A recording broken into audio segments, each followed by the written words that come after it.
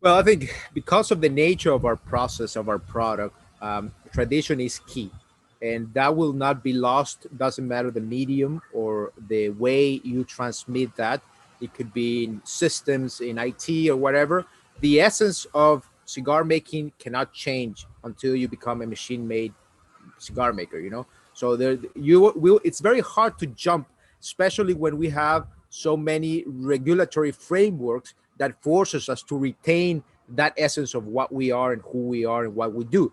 We cannot change our production process. We cannot change our raw material. We cannot change our leaves from one day or the other, because we are testifying and we are guaranteeing people that our tobaccos are natural, are aged, and that they are, chemical and additives free. That's what differentiates our industry from other tobacco industries that have their own role to play in the world. In our case, it is our responsibility to keep that. And as we move forward with technology now, lab tests on our cigars, when you go into Brazil or when you go to other markets that you need to be submitting lab tests, it says there, oh, this product has a chemical or it doesn't. It has a residue or it doesn't.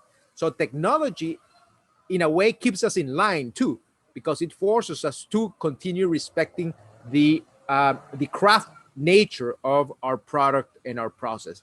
It's harder for anybody today to play with the process itself than it was 20 years ago. 20 years ago, you could probably go about maybe adding a little bit to the tobacco, or today that's very, very hard. That's in terms of the process. Now, in terms of the culture, the heritage, we are here, aren't we?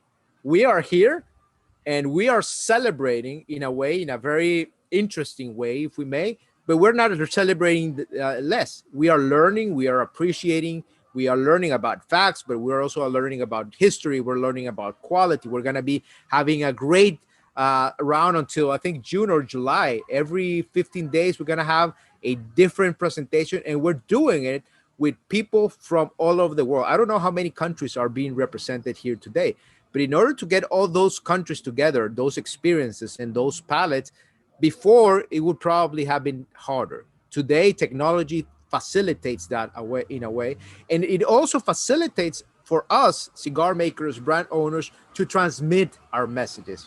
Social media, in many ways, has changed the game for our industry. 30 years ago, during the cigar boom, nobody could heard about the consumer unless you were the rep on the streets.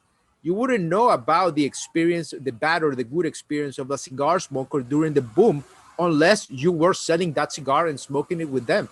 Otherwise, they would probably have to send you a fax or if a post letter. Today, any of us, we are on social media. We get the complaints. I get, Ray's comments on his 40-year-old Joya de Nicaragua that he bought in a collection Viajante.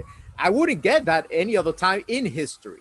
And to be able to interact with Ray and ask him about his personal experience of a 40 or more year cigar, it's changing. It also helps us to connect back to our history, and getting to know so many of you, and in all over the world, has been groundbreaking. COVID has come to accelerate a change in our industry that has only been for the better, because we're not going to be replacing cigar lounges. We're not going to be replacing cigar festivals. We're not going to be replacing tastings and pairings. We're not going to be replacing our visits to the market. Once, as Roy was saying, once everybody's vaccinated and we're, past this hump, we'll probably be coming back to you, and we're going to be smoking together, because cigars are no less social today, even though we can use Zoom to socialize, but we continue to need and crave that human interaction.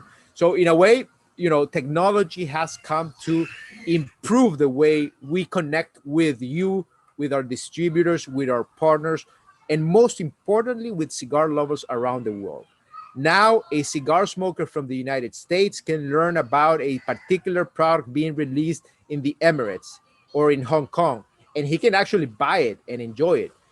So that connectivity around the world has blurred boundaries, has blurred obstacles, and has made everything better for many of us.